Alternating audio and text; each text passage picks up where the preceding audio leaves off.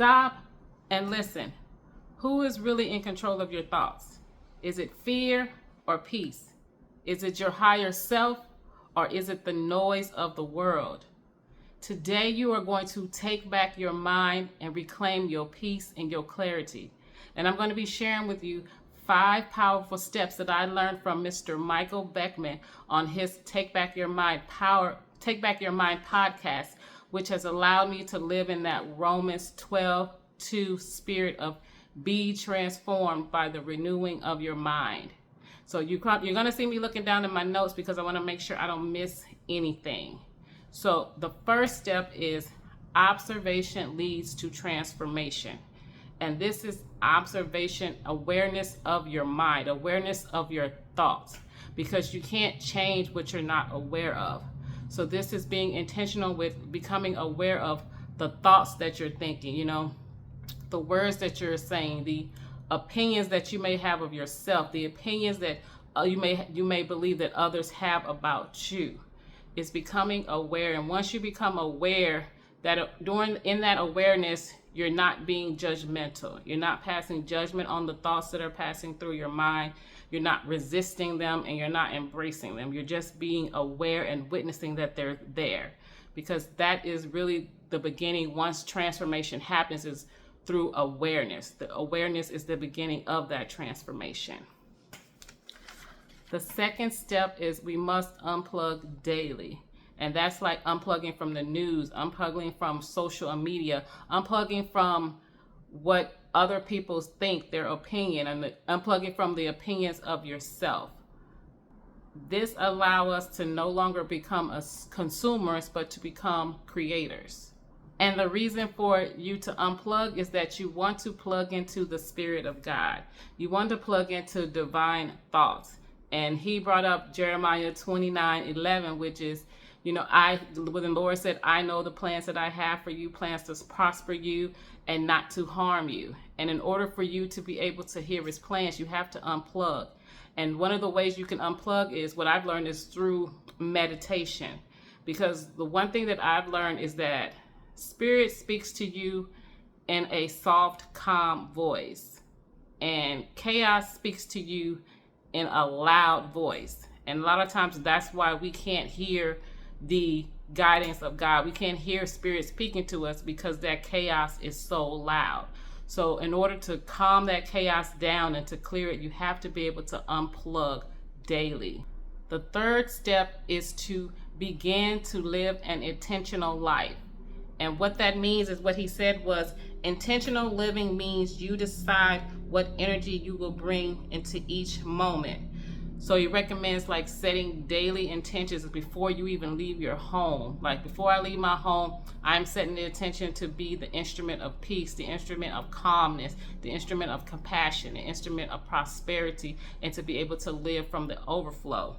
And this step for me definitely does still take time, because it seems like sometimes it never fails that I'm like going to set the intention that, okay, today I'm only going to think positive thoughts. I'm going to be a positive force. And then as soon as I leave, either something happens in traffic, somebody says something, and it automatically triggers something in me to where either I'm ready to cry or I'm ready to act a fool. And it's just like, I'm learning that those moments are divine tests to see, like, okay, this is the intention that you set. Let's see how strong you are in keeping that intention. And this is what's helping me to strengthen my spiritual foundation. So it's a way for me to just learn any type of situations that come about.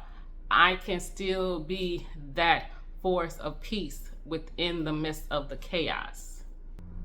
And the fourth step is hold the frequency of I am here to grow. He talks about how, we are all here in the image of God, but at the same time, we all have our own unique blueprint that God has placed in us for us to activate our potential.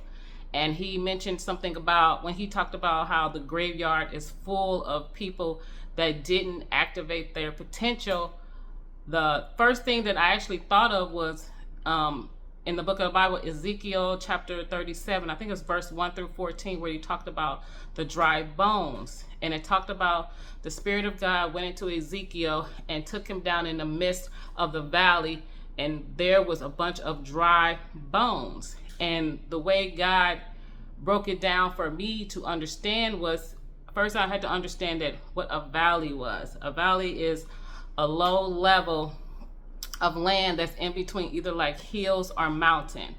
And what that valley represented was the low level of vibrations that I was living in. That vibration of depression, anxiety, the vibration of feeling like a failure, the vibration of not knowing what my next step is. And the dry bones, and only seeing the obstacles, and the obstacles represented like the mountains and the hills. Like I couldn't see past the obstacles. I couldn't see the positiveness because I was just in the midst of the valley. And with the dry bones representing that feeling of feeling stuck, of feeling hopeless, of feeling of not knowing what to do. And once I set the intention for healing my mind and that intention for growth, that's when I can say that I really believe the Spirit of God went into me. And then that's when I started to awaken up to myself. And that's what it talks about in Ezekiel, like with the breath of God went into the bones. They started shaking, and then they started moving, and they started doing things, taking action.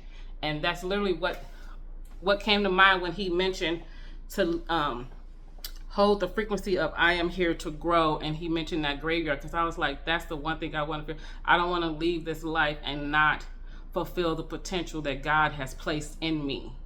Instead of that perception, that perspective of life is happening to me, changed it to life is happening for me. So it's like, no matter whatever I go through life, as far as the good or the bad, I have to understand that this is an opportunity for the sacred divine, that he's educating me on something that's going to help me to grow spiritually, that's going to get me closer to my divine spirit.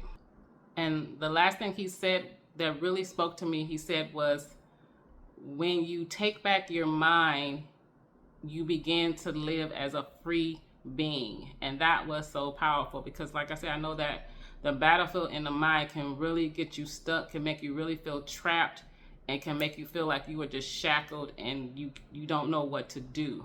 But it was like, once you take back your mind, you are free. Can't nobody dictate how your life gonna be. Can't nobody pull the strings, because you are awake. You are taking back your mind. You are living in clarity and living in purpose. When you take back your mind, you awaken to your peace. You awaken to your purpose, and you awaken to yourself.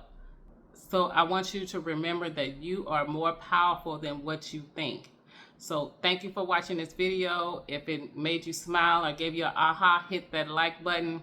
If this message spoke to your spirit, share it with somebody who needs to know that peace is available to them today.